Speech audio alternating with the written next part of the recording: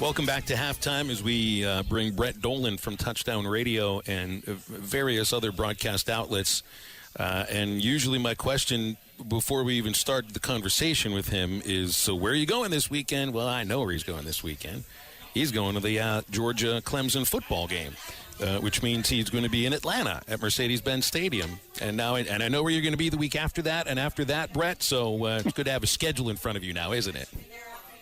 Oh, yeah. Happy football season, guys. It just feels like I've got to skip in my step this week. Certainly busy enough when we're trying to crank out some soccer telecasts on each end of this. But it's good to have week one of the college football season upon us tonight and then, of course, over the weekend. What do you think's going to happen with this? Well, give me a preview. Clemson versus Georgia, national champions over the last 5 years. You get a lot of recruits from South Carolina that go play at Georgia. You get one team that is fine adding through the transfer portal. You got another that is not. Tell me about this game.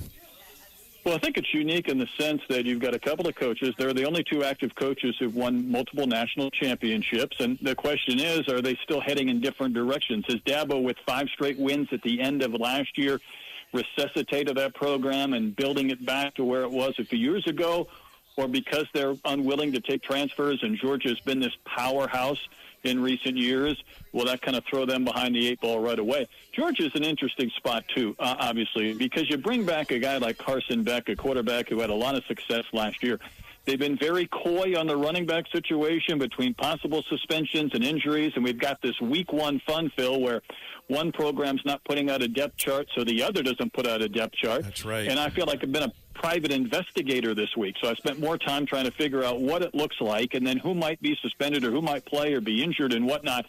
And it's a little bit taxing, but this Georgia program is just, when you look at the numbers and what they've accomplished, whether it's yards and wins and championships, it's really truly stunning. Last year, it was hard to believe they were on the outside looking in after they had been undefeated before losing and sort of giving a game away to Alabama.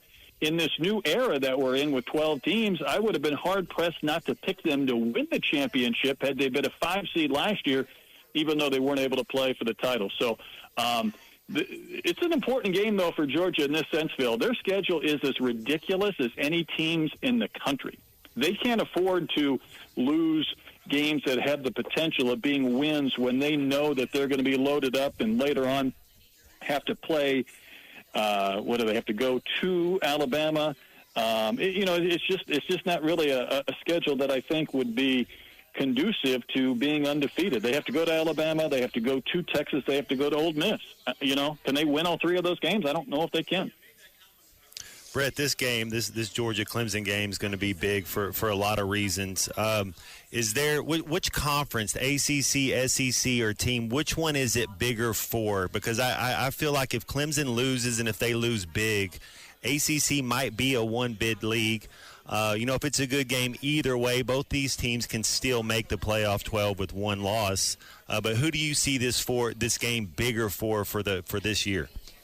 Well, I think from a conference standpoint, the way you framed it, Matt, is one that I hadn't thought of, but I would agree. I think for the ACC, when Florida State loses against Georgia Tech in Ireland, and Georgia Tech might be better than we think, but Florida State, that was their game to kind of secure, and they didn't do it. If they lose, and Clemson, both of those teams are 0-1 before we get to 3 o'clock on Saturday afternoon of week 1, it does take a bit of a hit, and it only leads us into this conversation of SEC, maybe Big Ten dominance with the way they've cornered the market. So, I think it is important from a conference standpoint because it would not be what any power conference wants if it's a 12-team playoff and you get one team or maybe 2 teams. But it would be tough if Clemson has 2 or 3 losses and Florida State suffers another couple of losses. It'd be hard to envision a scenario where they would have more than 2, and certainly 2 would be a number that I think would be hard to get to.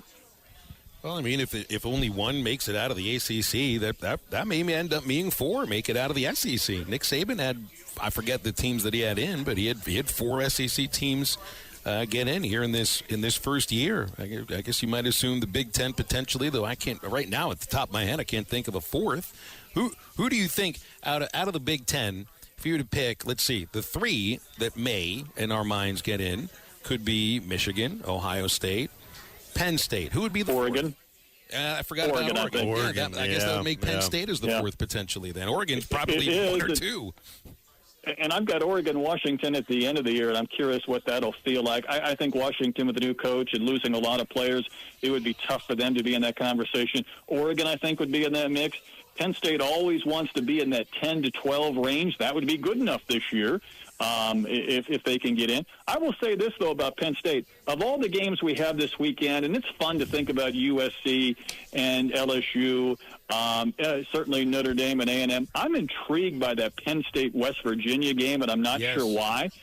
I just feel like maybe West Virginia has an opportunity to make a step forward in the Big 12 and put Penn State behind the 8 ball right out of the gates.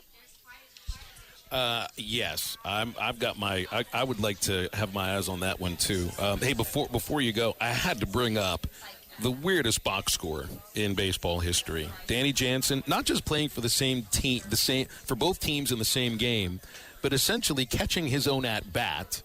And you know that if the count would have been 0-2 when that game was suspended, he could have ended up with a putout on his own strikeout. And it's just like my mind can't handle this sort of thing.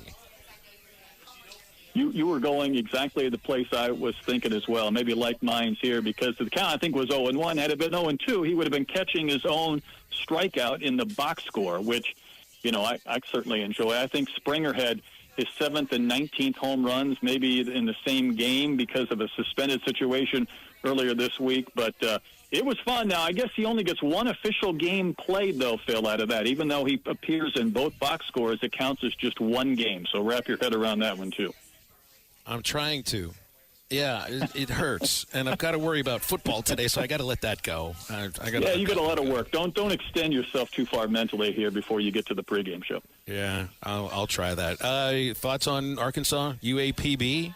Can anything that happened in this game today change the skeptical fan's mind about how he or she thinks this season's going to go? I don't think so. Not in game one.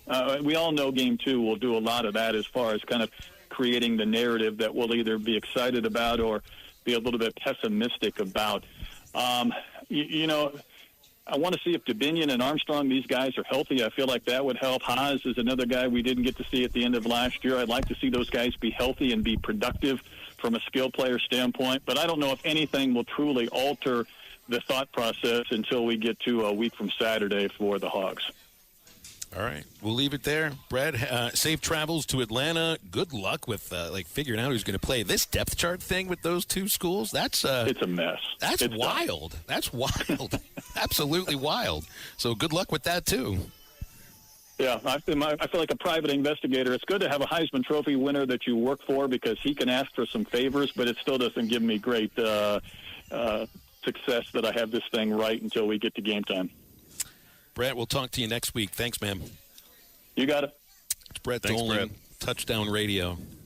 BetOnline is your #1 source for all your betting needs. Get the latest odds, lines, and matchup reports for baseball, boxing, golf, and more. BetOnline continues to be the fastest and easiest way to place your wagers, including live betting and your favorite casino and card games available to play right from your phone. Head to the website or use your mobile device to sign up today and get in on the action. Remember to use our promo code BELIEVE, that's BLEAV, for your 50% welcome bonus on your first deposit. Bet online, where the game starts.